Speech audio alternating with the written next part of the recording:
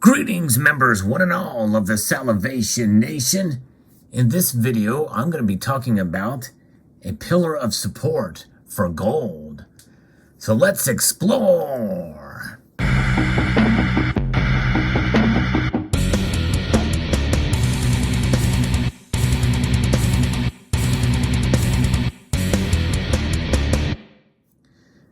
So what do I mean by a pillar of support for gold? Well, there's probably several when you think about it, and I can namely think of two offhand. One essentially transcends time, space, and culture, and that is history, the history of gold's value. And gold is certainly seen as a store of value throughout the course of time, but most people really don't get that. I would even make the argument that a lot of people that do value gold in the East and Middle East may not fully comprehend its value through the course of time, because they mostly hold it as that store of value outside of the financial system, which seems to be a very good thing, but a lot of them do it for cultural reasons, especially in India, but in a sense in China too. But many nations throughout the Middle East and East certainly do get the significance of gold in their culture. But because they don't utilize it for transactions and as money, it's tough to wrap your head around it in a sense. I know many in the West do not get it, and many of us, even in this community, may not fully grasp the importance and significance of it. But history itself is a guide for gold as a pillar that kind of props it up, and that is what we use to make our case for gold is history. That's its intrinsic value. But there's another pillar that I'm going to be talking about in this video, and that is the pillar of central bank buying of gold. And there's nations that have been adding gold to their coffers, and I've been documenting on this channel for a number of years. And the latest to do so, as I record this video, for an example, is Uzbekistan. They bought another 8.7 tons of it in July. And we're referencing an article here from Kitco that talks about this. Central bank gold demand continues to grow. Emerging economies leading the way as the Central Bank of Uzbekistan added to its gold reserves. And so it's exciting to see. And that should encourage us to be our own central banks and accumulate gold. Now, gold is money by most of the definitions, but nonetheless, part of being money means that it must be recognizable, fungible, and transactable. And for most of us, that's not the case. But for central banks, it certainly is the case. They actually do transact with gold. So the net purchases now total 10.6 tons, and gold reserves now total 372.6 tons in Uzbekistan alone. There's other nations that have been adding as well to their central bank holdings. Their vaults are holding more and more gold. Market analysts have been closely watching central bank gold demand as it remains an essential pillar of support for gold. And that's just it. Central bank buying.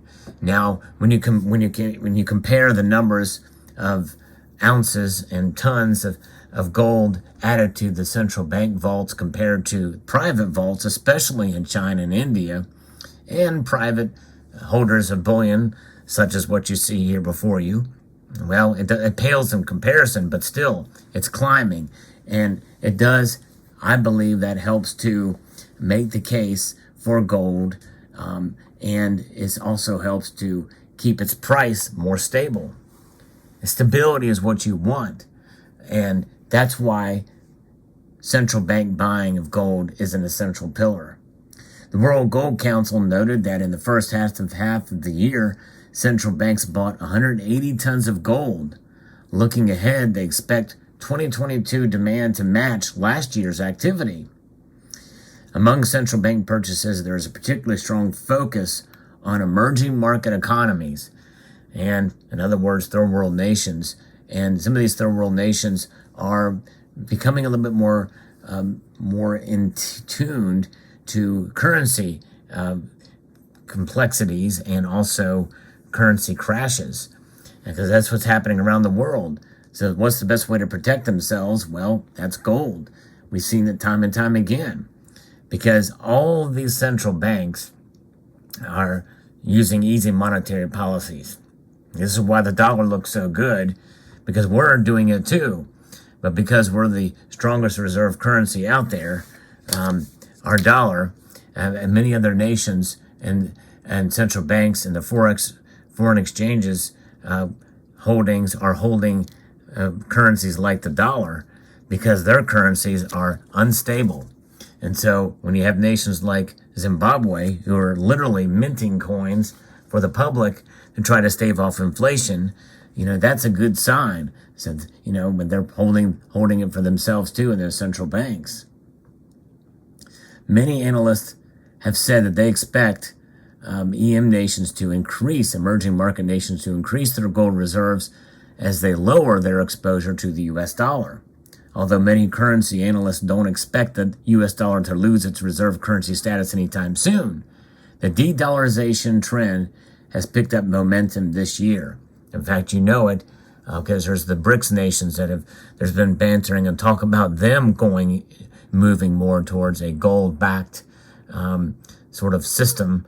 And we know that Russia has talked about having its own version of the LBMA, and they want to kind of move away from the dollar. But that activity and that talk has been going around for a number of years. I reported on it back in 2018.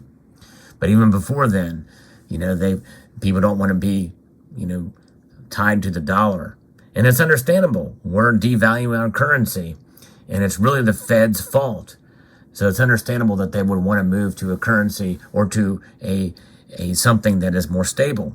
And gold is the most stable form of money out there. And this is why, you're seeing nations themselves, minting their coins, gold coins, selling them, but also holding on to gold in the form of these large good delivery bars, which are 400-ounce bars of gold. But sovereign minted coins, such as you see here, are ways that you can accumulate and be your own central bank. It just so happens it has the name of these nations that are holding it themselves, but also engaging in easy monetary policy, quantitative easing.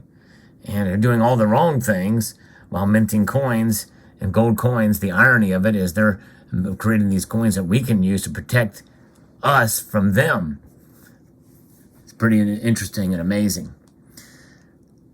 Analysts at Societe Generale are some of the most bullish on central bank gold demand. They published a report in June, and this French bank said the emerging market nations are significantly underweight gold compared to developed countries, and that makes sense. So when you see nations like Uzbekistan, and I've talked about other nations as well, that are not of the big G7 or the top dog nations, they are adding more gold to their coffers. In Czechoslovakia, we have Turkey and other nations. If our reasoning proves right and non-OECD central banks increase their gold holdings by, 5% in theory, they could go much higher given their current very low weighting versus the big central banks. That would represent the equivalent of 475 tons of gold, or 13% of 2021 gold production, according to this report. Data from the World Gold Council also supported strong gold demand from central banks. In a 2022 Central Bank Gold Survey published in June, a quarter of the respondents said they expected to increase their gold reserves in the next year. The report said that 25% of central banks looking to buy are all from emerging markets and developing economies. EMDE central banks generally face greater challenges in maintaining orderly capital flows and currency stability. The results may indicate that these banks tend to view gold as a more important component of their overall reserve management strategy. That should tell us something. Do what the central banks are doing, especially at a time when there is a greater need for risk mitigating assets. There's a lot of risk out there, that's for sure. There's a lot of risk, especially with inflation and recessions looming. Now in the European Union, there's more fears of recession, Here in the United States, we're in a technical recession right now. So all sorts of things. But nonetheless, there you go. Interesting indeed. Let me know what your thoughts are on this topic. The pillar of support for gold. You know, we do have history. That's a well-established pillar. But now with central bank buying of gold, that should encourage us as that is being the pillar of support for gold.